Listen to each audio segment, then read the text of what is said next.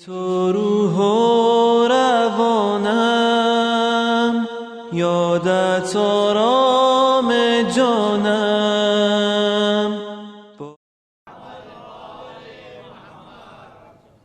وآلہ الطیبین الطاہرین المعصومین المظلومین الغر المیامین الذین اذهب اللہ.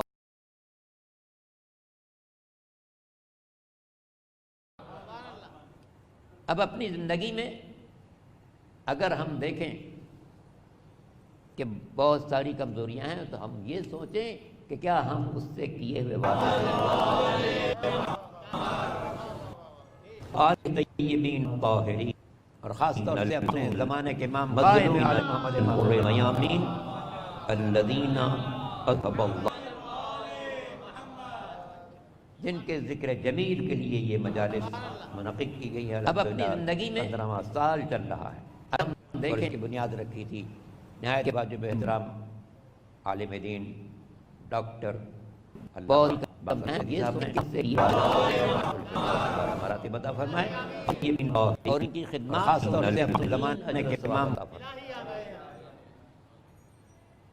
بندے مومن کے لیے عہد و پیمان اور وعدے کے سلسلے میں سرکار دو عالم احمد مجتبی محمد مصطفیٰ صلی اللہ علیہ وسلم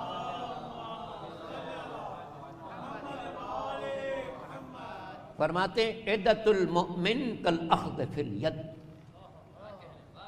مومن کے وعدے کو ایسا سمجھو جیسے چیز ہاتھ میں آ گئی. چیز ہاتھ میں آ گئی. اگر وہ اپنے وعدے کو پورا نہیں کرتا اس کا ایمان کمزور ہے. یہ مجالس جو اس وقت بہرحال آن لائن ہو رہی ہیں، حالات کا جبر ہے اور معلوم نہیں کب تک یہ سلسلہ رہے گا. احتیاط ہم میں سے ہر شخص پر انتہائی لازمی ہے. الحمدللہ یہاں لوگ احتیاط کے ساتھ بیٹھے ہوئے ہیں. یاد رکھیے یہ بیماری پھیلتی ہے ایک دوسرے سے. یورپ کے لیے میں نے پڑھا ہے کہ ایک آدمی کی وجہ سے 4000 متاثر ہوئے. جتنے لوگوں سے ملتا گیا سب اس کے متاثرین میں شامل ہوتے. عجیب ہے، بیمار پڑ جائیں ڈاکٹر میسر نہیں، حالت بگڑ جائے ہاسپٹل میسر نہیں، دنیا رخصت ہو جائیں تو بارگاہیں غسل کے لیے تیار نہیں، غسال آمادہ نہیں، تدفین کے لیے قبرستان میں اجازت نہیں. یہ عجیب صورتحال ہے. تو یہ اب نہیں معلوم ایام اعظم میں ایسی ہوگا، تو اگر ایسے ہی ہوا تو مجالس میں بھی. البتہ سامعین کے لیے ایک سہولت ہو گئی، گھر بیٹھے ہیں بٹن دبایا مسجد سامنے، گھر بیٹھے، نہ ٹرانسپورٹ کی زحمت، نہ ہجوم میں پھنسے ہوئے ہیں، نہ جناب پہلے سے جانے کی ضرورت ہے کہ ذرا اچھی جگہ موقع بیٹھنے کے موقع نہیں. گھر پر بیٹھو بٹن دبا دو اور چیز سامنے. تو یہ ہر چیز کا ایک حسن بھی ہے، حسن بھی ہے کہ جناب آپ گھر میں بیٹھے ہوئے ہیں اور ساری دنیا کی مجلسیں نشر ہو رہی. تو یہ الحمدللہ بانیان نے یہ بڑا اچھا کام کیا کہ مجالس کو اسی طرح سے برقرار رکھا اور سامعین بچ گئے سفر کی زحمت سے. کوئی کہیں سے آ رہا ہے، کوئی کہیں سے آ رہا ہے، بڑی دور دور سے لوگ آتے تھے ہر سال یہاں ماشاءاللہ ان مجالس. وہ گھر پر بیٹھے بٹن دبا دیا، سامنے مولانا صاحب موجود ہے، ایک بار درود پڑھ لیں محمد والے.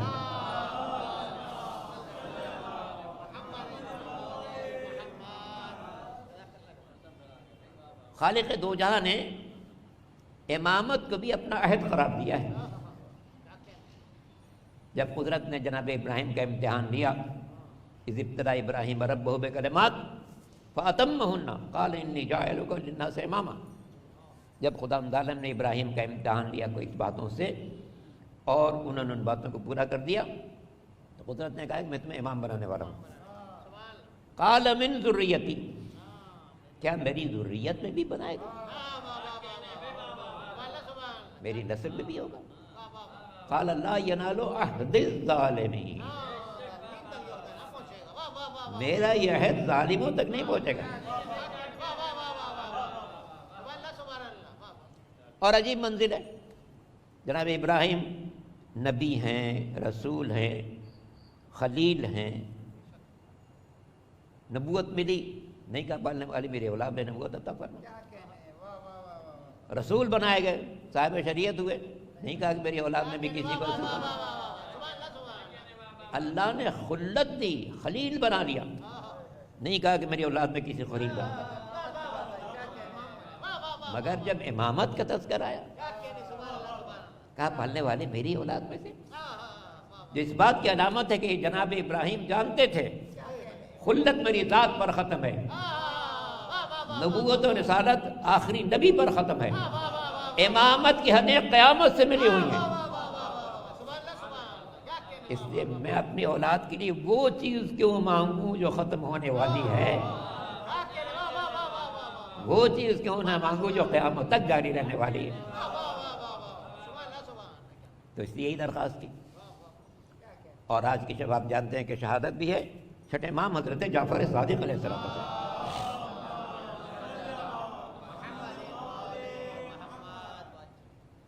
جو شاگرد ہیں، جن کی شاگردی کا شرف برادر اسلامی کے امام اعظم نے بھی حاصل کیا. وہ کہتے بھی تھے کہ لولا السنتان لہلک النعمان، اگر میری زندگی کے وہ 2 سال نہ ہوتے جو میں نے چھٹے امام کی خدمت میں گزارے تو میں یقیناً ہلاک ہو کر رہ جاتا. ابن تیمیہ جو ہم سے اور اہل بیت سے خصوصی بغض رکھتے ہیں، انہوں نے اس پر اعتراض کیا ہے کہ دونوں معاصر ہیں، یہ کیسے ہو سکتا ہے کہ وہ شاگرد ہوں؟ دونوں معاصر ہیں. سن 80 میں ان کی پیدائش ہے، سن 83 میں امام کی پیدائش ہے، تو کیسے ہو سکتا؟ شبلی نعمانی نے اس کا جواب دیا ہے. انہوں نے لکھا ہے کہ یہ تنگ نظری ہے ابن تیمیہ کی، ورنہ دنیا میں جتنے علوم پھیلے ہیں سب کی بنیاد آل محمد علیہ السلام ہے. اور جب پہلی مرتبہ امام اعظم آئے ہیں، ہمارے امام چھٹے جعفر حضرت صاحب علیہ السلام کے بعد،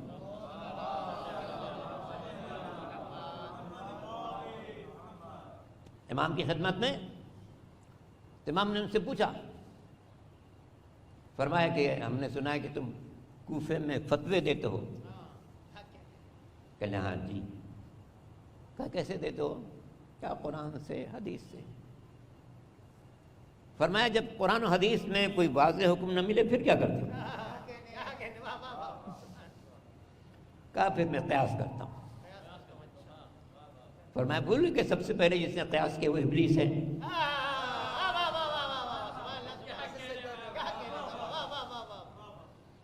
شرمندہ ہوئے امام نے کہا اچھا 1-2 باتوں کو جواب دو مجھے.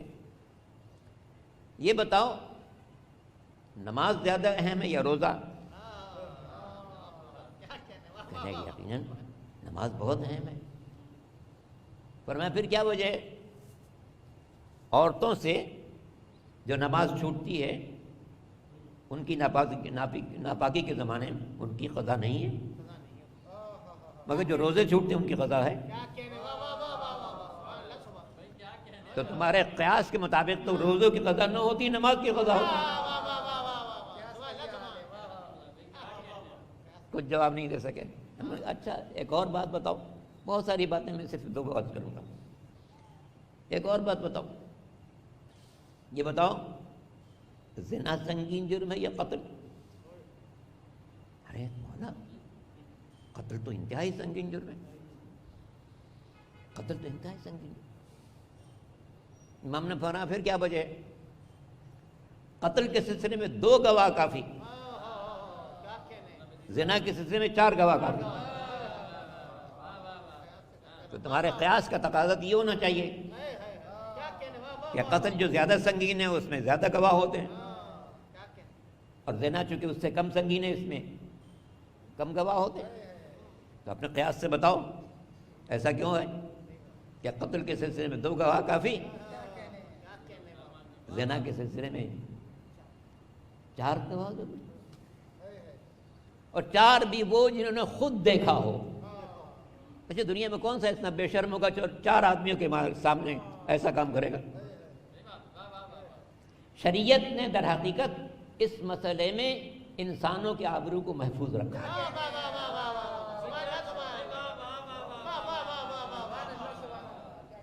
کیونکہ گواہی جو 4 معتبر ہے وہ متقی لوگوں کی ہے، خوف خدا رکھنے والوں کی ہے، عادل انسانوں کی ہے۔ دنیا میں کون سا بے شرم ہوگا جو 4 عادل آدمیوں کے سامنے یہ عمل انجام دے گا؟ قدرت نے اس میں پردہ رکھا ہے، بندگان خدا کی عزت و آبرو محفوظ رہے۔ ستار العیوب ہے وہ۔ پھر امام کے بہت سارے ارشادات ہیں، امام نے اس میں یہ بھی بات فرمائی، جب یہ بہت سے سوالات ہو چکے اور کوئی جواب نہیں دے سکے، امام نے ان کو نصیحت کی کہ دیکھو قیاس مت کیا کرو، ہمارا دین بہت واضح ہے، پیغمبر نے ہر بات سمجھا دی ہے۔ اس کے بعد انہوں نے کہا اچھا میں 2 سال آپ کی خدمت میں رہوں گا۔ پھر امام نے ان باتوں کے جواب خود دیے۔ امام نے کہا دیکھو نماز یقیناً اہم ہے، اس کے بعد روزے کا مرحلہ ہے، لیکن روزہ سال میں 1 مرتبہ ہوتا ہے، نماز روزانہ ہے۔ اب اگر عورت جو 8-10 دن نماز نہیں پڑھ سکی، اس پر فرض ہو کہ اس کی قضا کرو، تو ساری زندگی نماز ہی پڑھتی رہے گی۔ پہلے قضا نماز پڑھے، پھر آج کی پڑھے، پھر دوبارہ پھر ناپاک ہو گئی تو وہ چھوٹے گی، تو اس کے بعد اگلے مہینے پھر سے شروع کرو۔ روزہ چونکہ سال میں ہے 6-7 دن، اسے 6-7 دن وہ کسی وقت ادا کر سکتی ہے۔ زنا اور قتل، ظاہر ہے قتل میں 1 آدمی قتل کرتا ہے، زنا میں 2 آدمی مجرم ہوتے ہیں۔ یہی وہ سوالات تھے جن کے بعد امام ابو حنیفہ کہنے پر مجبور ہوئے، اپنے کتاب میں لکھا کہ لولا السنتان لہلک النعمان، اگر میری زندگی کے وہ 2 سال نہ ہوتے جو میں نے چھٹے امام کی خدمت میں گزارے تو میں یقیناً ہلاک ہو کر رہ جاتا۔ تاریخ میں عجیب بات محفوظ ہو گئی، ایک وقت میں خلیفہ وقت نے کہا اگر علی نہ ہوتے تو میں ہلاک ہو کر رہ جاتا۔ دوسرے وقت میں فقیہ شہر نے کہا اگر اولاد علی نہ ہوتی تو میں ہلاک ہو کر رہ جاتا۔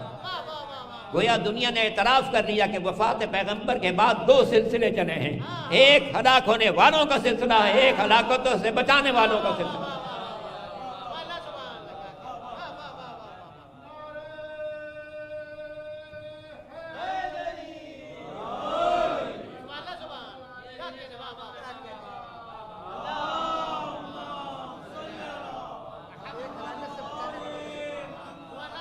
ایک ہلاک ہونے والوں کا سلسلہ، ایک ہلاکتوں سے بچانے والوں کا۔ غیروں کا راستہ ہلاک ہونے والوں کا راستہ ہے، ہلاکتوں سے بچانے والے علی ہیں، اولاد علی ہیں۔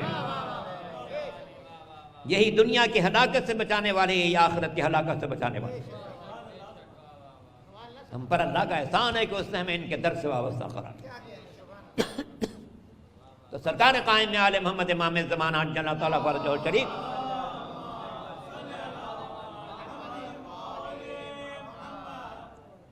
انہی کے اولاد ہیں، علی اور اولاد علی کے اولاد ہیں، جن کے عہد میں ہم زندگی گزار رہے ہیں، اور جن سے وفا کے لیے یہ مجالس کا سلسلہ قائم کیا گیا۔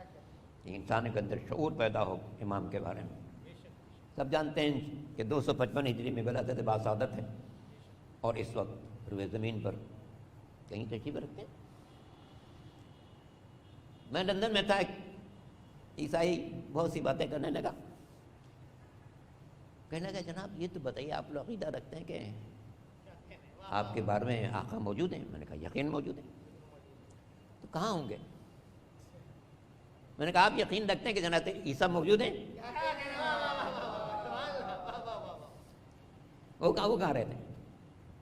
کہنے لگا جہاں اللہ نے ان کو رکھا وہاں رہتے ہیں۔ میں نے کہا میرے امام بھی جہاں اللہ نے رکھا وہاں رہتے ہیں۔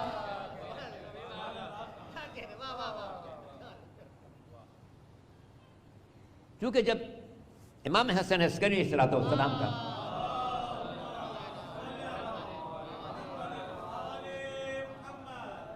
وہ مرحلہ آیا کہ شہادت قریب ہے، زہر اثر کر چکا تھا۔ تو امام نے پانی طلب کیا، ایک خدمتگار پانی لینے گیا، مگر اس سے پہلے ہمارے 12ویں آقا پانی لے کر آئے۔ جب 11ویں امام اتنے کمزور ہو چکے تھے کہ ہاتھ سے گلاس پکڑ نہیں جا رہا تھا، تو 12 امام نے خود اپنے بابا کو پانی پلایا اور اس کے بعد آخری گفتگو چھوڑی۔ اس میں ایک عجیب جملہ کہا، بیٹے ہم میں سے ہر ایک کو بڑی آزمائشوں سے گزرنا پڑا ہے، لیکن تمہاری آزمائش سب سے الگ ہے۔ تمہیں آبادیوں سے دور رہنا ہے، ویرانوں میں رہنا ہے، ایسی جگہوں پر رہنا ہے جہاں پر لوگوں کی آمد و رفت نہ ہو، تم تک پہنچ نہ ہو۔ تو اس لیے اور امام نے اس میں بہت ساری پھر وصیتیں فرمائیں۔ تو غور کیجیے گا کہ یہ 11ویں آقا نے خود امام سے کہہ دیا تھا کہ میرے بعد جو تمہیں زندگی گزارنی ہے وہ ویرانوں میں، تنہائیوں میں زندگی گزارنی۔ صرف ایک جگہ جہاں پر ہم سب کو یقین ہوتا ہے کہ ضرور امام تشریف لائے ہیں، اور وہ عرفات کا میدان ہے۔ عرفات کا میدان امام یقیناً تشریف لاتے ہیں۔ یہ بات بھی مد نظر رہے کہ برادران سنت کی کتابوں میں اگرچہ بہت سی باتیں حذف کی جاتی ہیں، لیکن مولا کائنات امیر المومنین علی بن ابی طالب علیہ السلام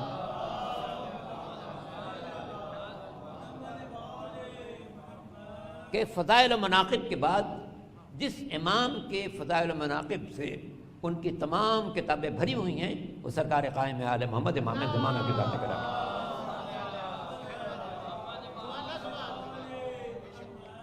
سیاہ ستہ میں بخاری کے اندر موجود ہے، ترمذی موجود ہے، مسلم موجود ہے، سنن نسائی موجود ہے، سنن ابن ماجہ موجود ہے، مسند احمد امام حنبل میں موجود ہے۔ ان کی جتنی بھی معتبر کتابیں ہیں سب میں تذکرہ موجود ہے۔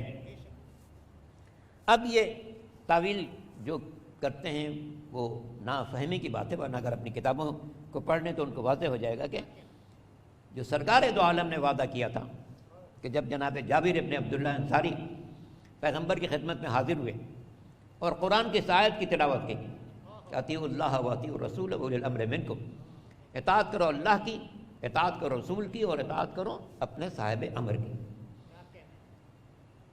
اطاعتیں 3 فرض قرار دیں، لفظ اطاعت 2 استعمال کیا۔ اطیعوا اللہ الگ، اطیعوا الرسول واولی الامر منکم، رسول کی اطاعت اور اولی الامر کی اطاعت۔ وہاں اللہ کی اطاعت میں جو لفظ ہے وہ الگ ہے، یہاں رسول کی اطاعت کے ساتھ جو لفظ ہے وہ اولی الامر اسی میں شامل ہے۔ اس سے فخر الدین رازی نے ایک نقطہ پیدا کیا ہے، بڑا لطیف نقطہ ہے۔ وہ کہتے ہیں کہ اللہ نے اپنی اطاعت کو الگ رکھا اور رسول کی اطاعت کو اولی الامر کے ساتھ ملا دیا، کیونکہ اللہ کی اطاعت اس کے خالق ہونے کی حیثیت سے ہے تو اس کی جیسی کسی کی نہیں ہو سکتی، مگر رسول کے ساتھ اولی الامر کی اطاعت کو ایک ساتھ رکھنا اس بات کی علامت ہے کہ جیسی اطاعت رسول کی ہے ویسی اطاعت اولی الامر کی ہے۔ اور کہتے ہیں کہ ایبسلوٹ اطاعت کا مطلب یہ ہے کہ جو کہیں اس کو مانو، تو جو پیغمبر کہیں وہ بھی مانو، جو اولی الامر کہیں وہ بھی مانو۔ اس کے بعد وہ کہتے ہیں کہ ایبسلوٹ اطاعت یعنی کمپلیٹ اطاعت جس میں کوئی مخالفت کی گنجائش نہ ہو، صرف اسی کی ہو سکتی ہے جو معصوم ہو، جس سے غلطی کا امکان نہ ہو۔ اس لیے کہ اگر اللہ کسی ایسے شخص کی اطاعت لازمی قرار دے جس سے غلطی کا امکان ہو تو اس کا مطلب یہ ہوگا اللہ غلطی کی اطاعت چاہتا ہے، مگر چونکہ اللہ کبھی غلطی کی اطاعت نہیں چاہے گا، اس لیے اس نے جن لوگوں کی اطاعت کو کمپلیٹ قرار دیا ہے، مکمل قرار دیا ہے، وہ وہی ہو سکتے ہیں جن سے غلطی کا امکان نہ ہو۔ وہ کہتے ہیں کہ عصمت کی منزل پر جو حیثیت سرکار دو عالم کی ہے وہی اولی الامر کی ہے، کہ جیسی اطاعت سرکار کی ویسی اطاعت اولی الامر کی ہونی ہے۔ اور جب جابر نے پوچھا کہ اللہ کے رسول ہم نے اللہ کو پہچانا، اس کی اطاعت کی، آپ کو بحیثیت رسول پہچانا، آپ کی اطاعت کی۔ فمن ہم اولی الامر الذین فرض اللہ علینا طاعتہم، وہ کون ہے صاحبان امر جن کے اطاعت کو اللہ نے ہم پر فرض قرار دیا۔ تو پیغمبر نے 12 کے نام بتائے، ابو علی ثم الحسن ثم الحسین، یہاں تک کہ آخری تک پہنچے۔ آخر میں کہا کہ من اسمہ اسمی و کنیتہ کنیتی، آخری وہ ہوگا جس کا نام میرے نام کے مطابق اور جس کی کنیت بھی میری کنیت ہوگی۔ اس لیے روایت موجود ہے کہ ابو القاسم کی کنیت، جس کا نام محمد ہو، ابو القاسم کنیت یا سرکار دو عالم کی تھی یا پھر قائم آل محمد امام زمانہ جل فرج ہے۔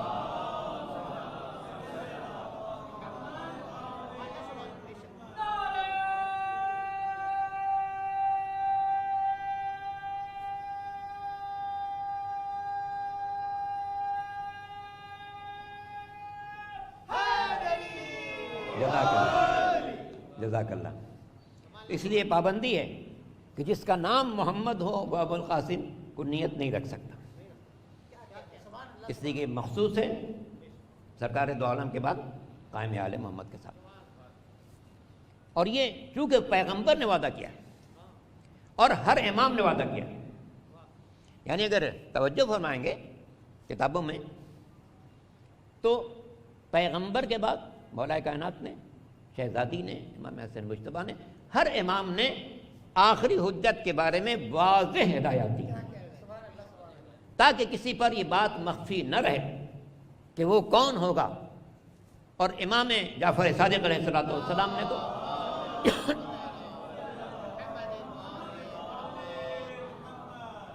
ان کے دور کی خصوصیات کو بھی واضح طور پر بیان کیا، واضح طور پر بیان کیا۔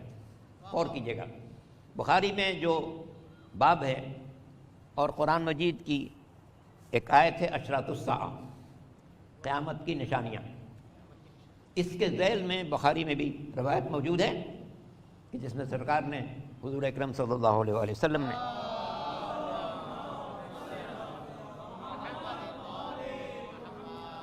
لوگوں کو مخاطب کر کے کہا کہ تمہارا اس وقت کیا حال ہوگا جب تمہارا امام تمہارے درمیان ہوگا اور جناب عیسیٰ آئیں گے اور اس کی اقتداء میں نماز پڑھیں گے۔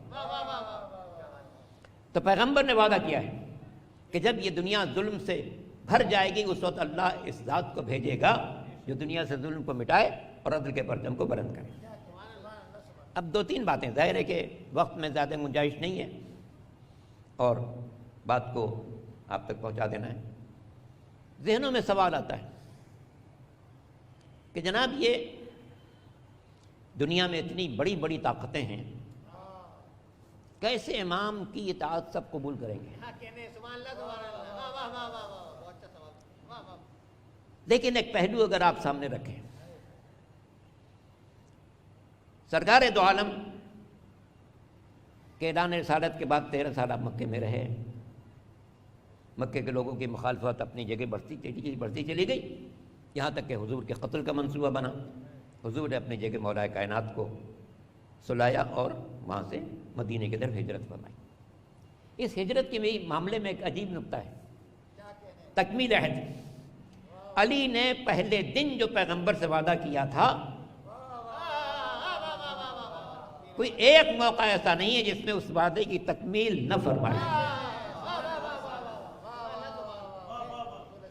یہ جو آپ اس میں غدیر کے سلسلے میں پڑھتے ہیں کہ پیغمبر آپ نے اگر یہ وعدہ پورا نہ کیا، یہ اعلان نہ کیا تو سمجھیے کار رسالت انجام ہی نہیں دیا۔ حالانکہ پیغمبر نے توحید کی باتیں، رسالت کی باتیں، نبوت کی باتیں، شریعت کی ہر بات بتا دی، مگر کہا یہ نہیں کیا تو کچھ نہیں کیا۔ اتنی شدت کیوں تھی؟ غور کیجیے گا۔ یہ جو شدت ہے کہ اگر آپ نے یہ پیغام نہیں پہنچایا تو یہ سمجھا جائے گا آپ نے کچھ نہیں پہنچایا۔ یہ شدت کیوں ہے؟ اس کی بہت واضح سی وجہ ہے۔ اگر کوئی شخص آپ سے وعدہ کرے، ایک وعدہ کرے اس کا تعلق اگلے ہفتے سے ہو، اور دوسرا وعدہ کرے اس کا تعلق 1 سال بعد ہو، جیسے آپ سے وعدہ کرے جناب میں اتوار کو آپ کے گھر آؤں گا اور آپ کے ساتھ کچھ باتیں مجھے ضروری کرنی ہیں۔ اتوار آیا، گزر گیا۔ دوسرا اس نے وعدہ کیا تھا کہ میں اگلے سال یورپ جانے والا ہوں، آپ کے لیے ایک بہت خاص کتاب لاؤں گا۔ اب اگر اتوار کو آیا اور جو اس نے کہا تھا اس کے مطابق آ گیا، یا کوئی چیز لانے والا تو وہ لے کے آیا، کوئی کتاب لانی تھی، کوئی رسالہ لانا تھا، لے کے آیا، تو آپ کو اطمینان رہے گا کہ جناب اگلے سال کا جو وعدہ ہے امید ہے وہ بھی پورا کرے گا۔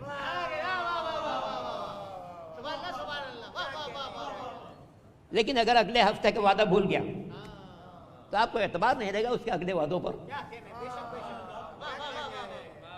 پیغمبر نے شریعت کے سلسلے میں جتنے وعدے کیے تھے سب کا تعلق آخرت سے تھا۔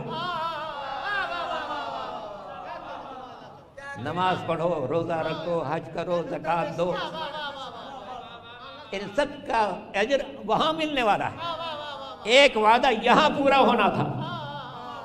علی نے وعدہ کیا میں آپ کی مدد و نصرت کروں گا، پیغمبر نے وعدہ کیا میں تمہیں اپنا جانشین بناؤں گا۔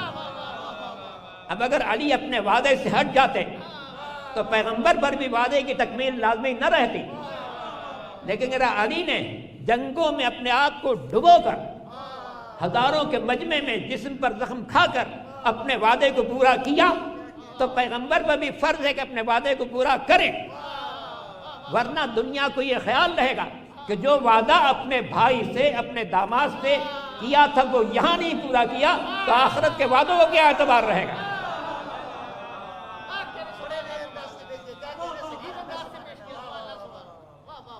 جس نے یہاں کے وعدے کو، وہ بھی اپنے بھائی کس سے وعدہ کیا ہے، اپنے داماد سے وعدہ کیا ہے، اس وعدے کو پورا نہیں کیا، کیا اعتبار ہے وہ آخرت میں ہمارے کوئی وعدہ پورا کرے؟ اسے قدرت نے کہا کہ یہ اس پر انحصار ہے، اس پر انحصار ہے۔ اگر آپ نے یہ وعدہ پورا کر دیا تو امید رہے گی آخرت کے وعدوں پر، اگر یہ وعدہ نہیں کیا تو آخرت کے وعدوں پر اعتبار باقی نہیں رہے گا۔ اسی لیے کہا ان لم تفعل فما بلغت رسالت، آپ نے یہ نہیں کام کیا تو یوں سمجھا جائے گا آپ نے کوئی کام نہیں انجام دیا،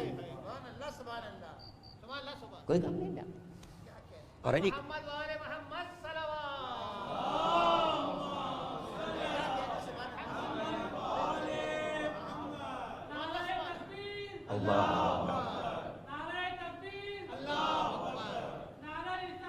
یا رسول اللہ،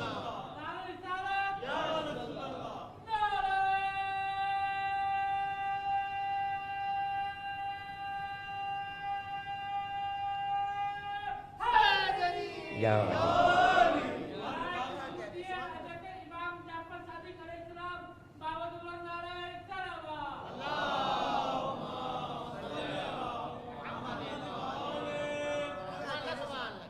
تکمیل عہد ہے، اے پیغمبر وعدے کو پورا کریں، وعدے کو پورا کریں، ورنہ یہاں اس وعدے پر اعتبار ختم ہو گیا تو سارے وعدوں پر اعتبار ختم ہو جائے گا۔ کہ جس نے دنیا میں جو وعدہ پورا ہونا تھا بھائی سے، داماد سے، جسے ساری زندگی اپنے جان کو خطرے میں ڈال کے دین کو آگے بڑھایا، اس کے لیے وعدہ نہیں پورا کریں گے تو باقی وعدوں کیا تو۔ اور علی نے کتنے اطمینان کی نیند سو کر بتایا، اللہ اکبر۔ جب پیغمبر نے کہا یا علی تم میرے بستر پر سو جاؤ، اللہ کا حکم ہے ہجرت کر جاؤ، پوچھا اللہ کے رسول کیا میرے سونے سے آپ کی جان بچ جائے گی؟ کہا ہاں یا علی تم سو جاؤ گے میں بچ جاؤں گا۔ مورخ الفاظ فسجد للہ شکرا، علی نے سجدہ شکر ادا کیا، وَهَذِهِ أَوَّلُ سَجْدَةٍ سُجِدَ لِلَّهِ شُكْرًا، یہ زمین پر پہلا سجدہ شکر ہے جو علی ابن ابی طالب علیہ السلام نے ادا کیا۔ اب نفسیات انسانی کے حوالے سے میں سوچتا ہوں ایک منزل صبر کی ہے اور ایک منزل شکر کی ہے، دونوں کمال ہے۔ مصیبت آئے انسان اللہ کے فیصلے پر راضی رہے، یہ صبر ہے، یہ بھی کمال ہے۔ نعمت ملے اللہ کی تعریف کرے، شکر ادا کرے تو یہ شکر ہے اور یہ بھی کمال ہے۔ ہم جب یہ کہتے ہیں کہ علی کی مثال عام انسانوں کیا تذکرہ انبیاء میں نہیں ہے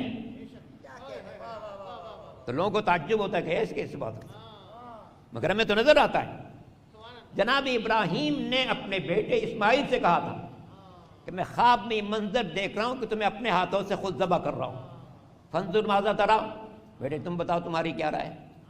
قال یا ابت افعل ما تؤمر ستجدنی ان شاء اللہ من الصابرین۔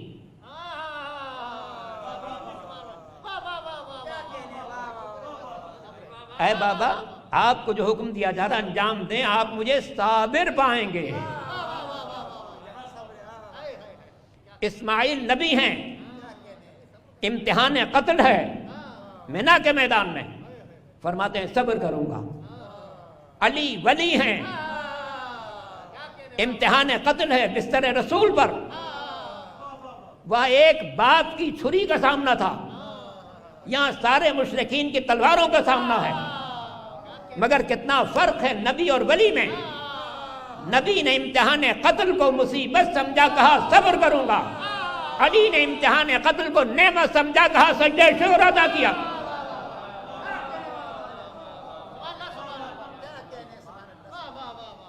تو علی اور اولاد علی، انہی کے بنا پر دین کا ہر ستون قائم ہے۔ امام عصر کے بارے میں اللہ نے وعدہ کیا، سورہ مبارک الحدید کی آیت نمبر 25، لقد ارسلنا رسلنا بالبینات وانزلنا معهم الکتاب والمیزان لیقوم الناس بالقسط۔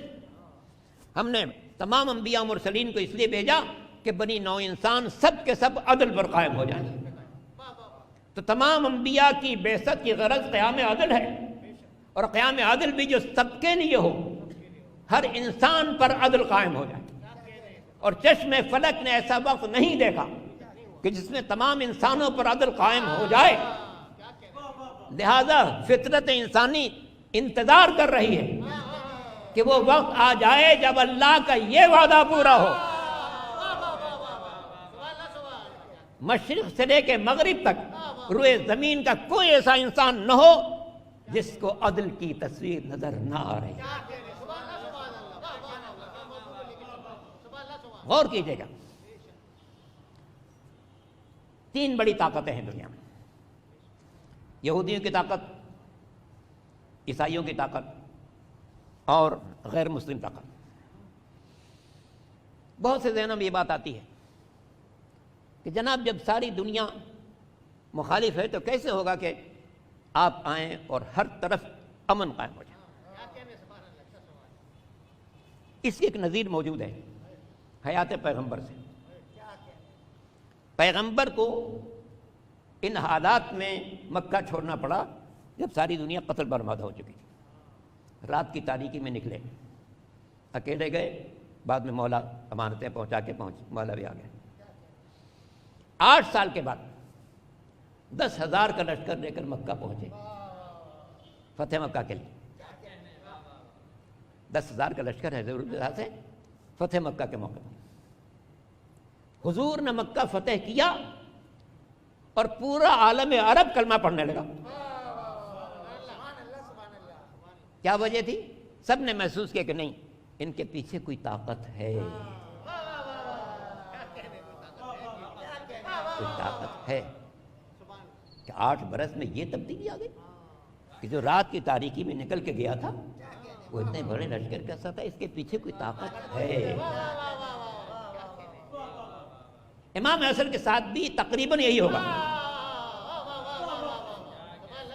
آپ کے لیے بھی روایات موجود ہے کہ جب آپ مکے میں ظہور فرمائیں گے اور وہاں سے لشکر لے کر چلیں گے تو ابتدائی طور پر آپ کے لشکر کی تعداد 10,000 ہوگی، لیکن لوگ ملتے جائیں گے، لشکر بڑھتا جائے گا۔ کون لوگ ملیں گے اس کا تذکرہ بھی امام جعفر صادق علیہ السلام نے فرمایا۔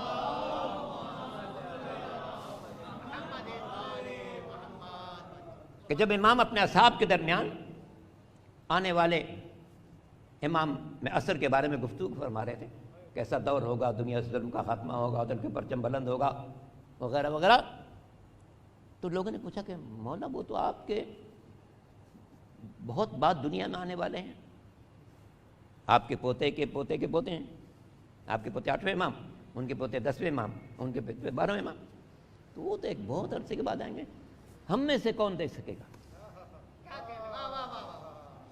اس میں جو جملہ امام نے کہا ہے وہ ہم سب کے لیے باعث تسفی ہے۔ امام نے فرمایا کہ یاد رکھو جس کا عشق صادق ہوگا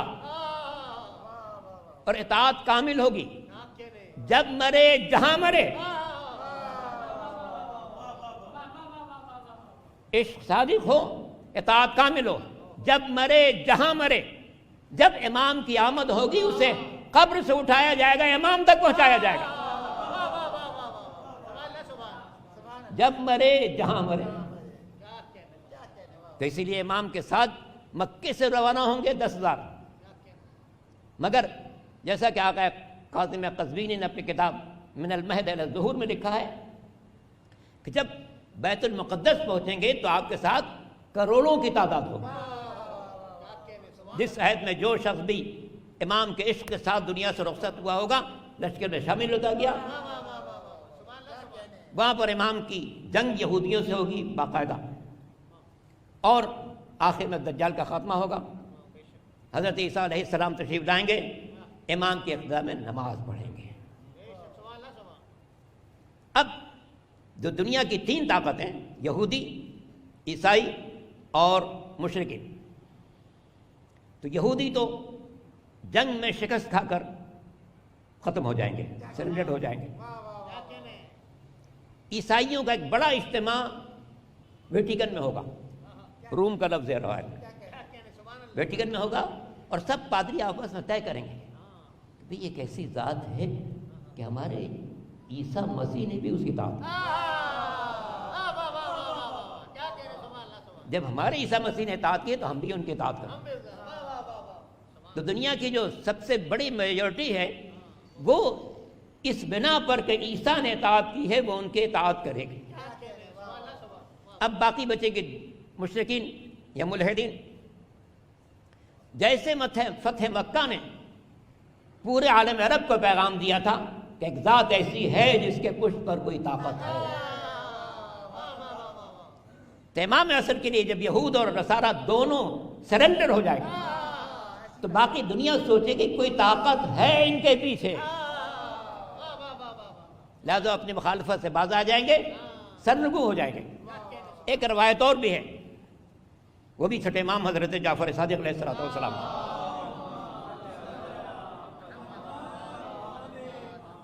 امام فرماتے ہیں کہ امام عصر کی آمد کے زمانے میں فکر انسانی بہت بلند ہو چکی ہوگی، فکر انسانی بہت بلند ہو چکی ہوگی۔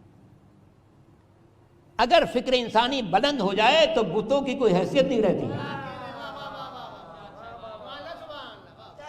انسان سوچے گا ہے میں کس کے پر ریسرچ کر رہا ہوں، اپنے ہاتھ سے خود ہی تو بتایا، میں نے بتایا تھا۔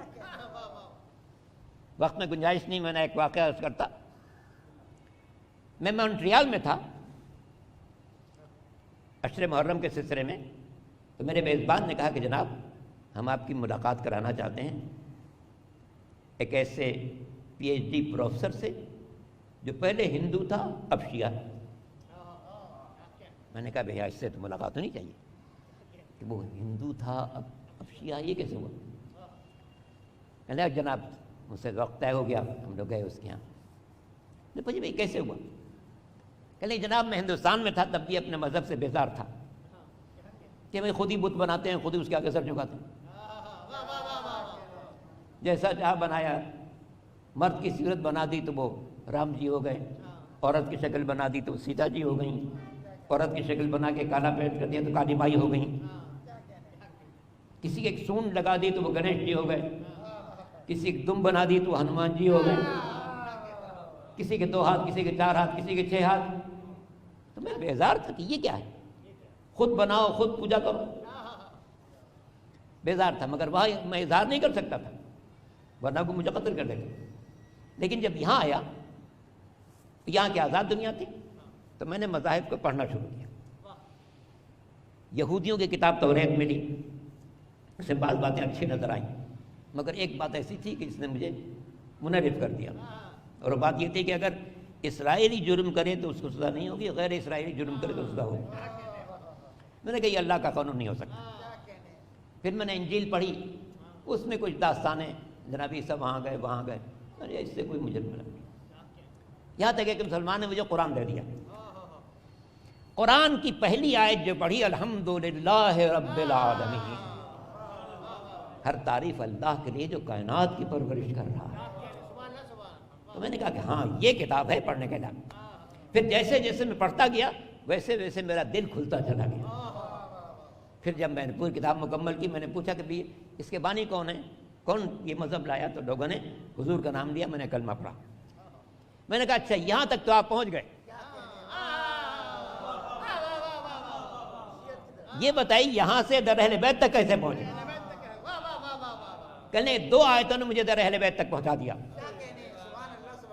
ایک سورہ توبہ کی آیت جس میں ارشاد ہے اتقوا اللہ وکونوا مع الصادقین، اللہ سے ڈرو اور سچوں کے ساتھ رہو.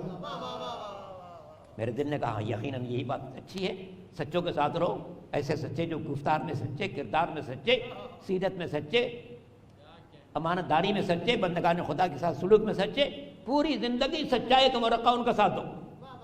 میرے دل میں بات اتر گئی. ایک یہ آیت. دوسری آیت سورہ آل عمران کی آیت نمبر 60. اب مجھے تلاش ہوئی کہ کائنات کے سب سے بڑے سچے کون ہیں. تو سورہ آل عمران نے بتایا کہ پیغمبر اسلام اپنے ساتھ کچھ لوگوں کو لے کر گئے تھے جھوٹوں پر لعنت کرنے کے لیے.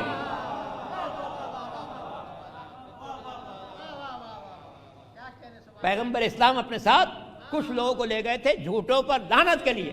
تو یقیناً کائنات کے سب سے سچے وہی ہوں گے جنہیں اللہ کا رسول جھوٹوں پر لعنت کے لیے لے گیا. اور وہ کون تھے؟ علی تھے، فاطمہ تھی، حسن تھے، حسین ابن علی علیہ السلام.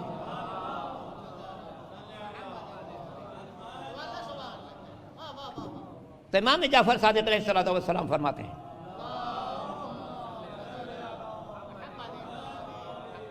کہ امام عصر کے دور میں انسانی شعور اتنا بلند ہو جائے گا کہ بتوں کے سلسلے میں وہ سوچیں گے کہ ہم عاجز مطلق کو پوجا کر رہے ہیں، قادر مطلق کو چھوڑ رہے ہیں.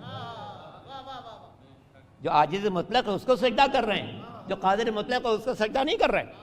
تو فکر کی بلندی کی بنا پر اپنے بتوں سے وہ خود اپنی جان چھڑائیں گے. اور امام فرماتے ہیں کہ اس وقت جب ساری دنیا میں نصارہ، یہود، مشرکین تسلیم کر دیں گے تو روئے زمین کا کوئی ایسا خطہ نہ ہوگا جہاں سے لا الہ الا اللہ محمد رسول اللہ کی آواز بلند نہ ہو رہی. تو یہ انشاءاللہ ہوگا اور ضرور ہوگا. خدا اندنم نے بنی نوع انسان پر احسان کیا ہے کہ اس ذات کو باقی رکھا ہے، اس ذات کو باقی رکھا ہے.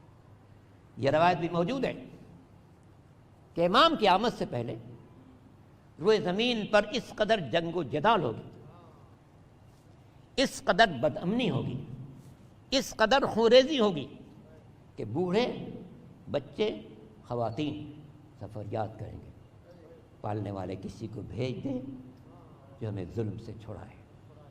تو یہ جو آیت، یہ جو حدیث ہے کہ یملأ الارض قسطا وعدلا بعدما ملئت ظلما وجورا، جب دنیا ظلم و جور سے بھر جائے گی تب اللہ اسے بھیجے گا جو دنیا سے ظلم کا خاتمہ کرنے والا ہوگا، عدل کے پرچم کو بلند کرنے والا ہوگا. اللہ کا احسان ہے کہ اس نے ہمیں ان کے منتظرین میں سے قرار دیا.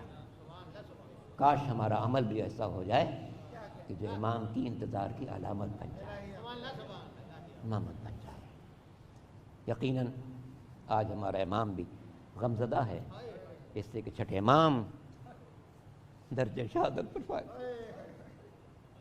وہ امام جس کے دور میں علم اپنی انتہا کو پہنچا، وہ امام جس نے بندگان خدا کو فیض پہنچایا، وہ امام جس نے 34 سال دین کی تعلیمات کو اس طریقے سے پھیلایا کہ جو اسلام حقیقی تھا وہ فقہ جعفری کے عنوان سے سامنے آیا. جب امام کی خدمت میں ہر طرف سے لوگ آ رہے تھے اور امام ان کو درس حیات دے رہے تھے.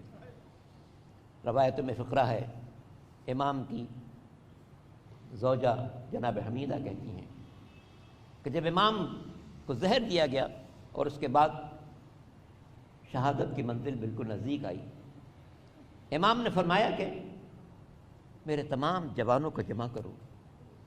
خاندان کے سارے جوان جمع کیے گئے. ان میں رشتہ دار بھی تھے، خدمتگار بھی تھے، غلام بھی تھے، سب آ گئے۔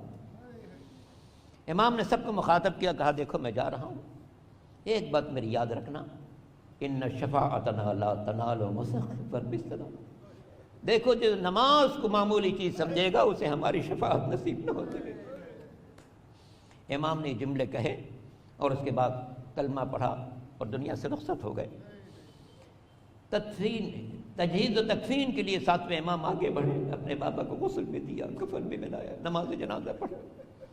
بعض غیر مسلم مورخین نے لکھا ہے کہ جب چھٹے امام کا جنازہ اٹھا ہے تو کم از کم 13 لاکھ افراد تھے جو جنازے میں چلے،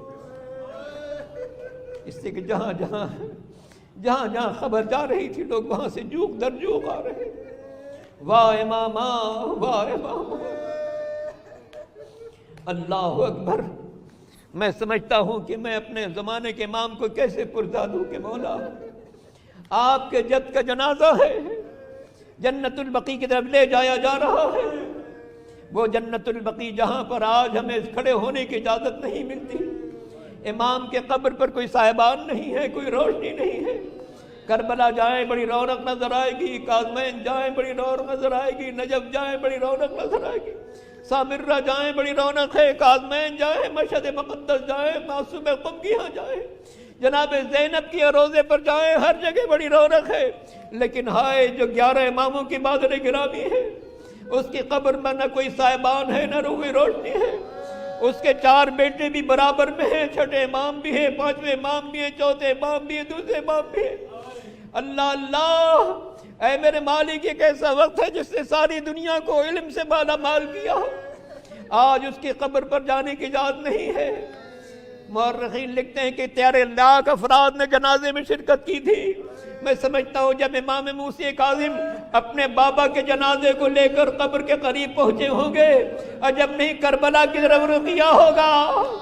اے میرے بابا حسین، واہ جدہ، اے میرے دادا حسین ابن علی، میں اپنے بابا کو جب قبر میں اتار رہا ہوں، لاکھوں کا مجمع ساتھ ہے، مگر ہائے میرا آقا حسین ابن علی، زمین پر لاشا پڑا ہوا تھا، دفن کرنے کی اجازت نہیں تھی۔ ایک بیٹا موجود تھا مگر ہاتھوں میں ہتھکڑیاں، پیروں میں بیڑیاں، کمر میں لنگر، گلے میں توقے خاردار۔ عجب نہیں جب چوتھے امام نے خیمے سے نکلے ہوں گے اور بابا کے لاشے کو زمین پر دیکھا ہوگا، نوکے نیزہ پر سر مبارک تلاوت کر رہا ہے، عجب نہیں امام نے زنجیروں کو سنبھالا ہوگا، بابا کو پکارا ہوگا، السلام علیکم یا ابا عبداللہ، اے میرے بابا میرے بیمار کا سلام قبول کی۔ اے امام حسن، ہم آپ کو آپ کے جد کا پرسہ دے رہے ہیں، تابوت امام جعفر صادق کا اٹھایا جا رہا ہے۔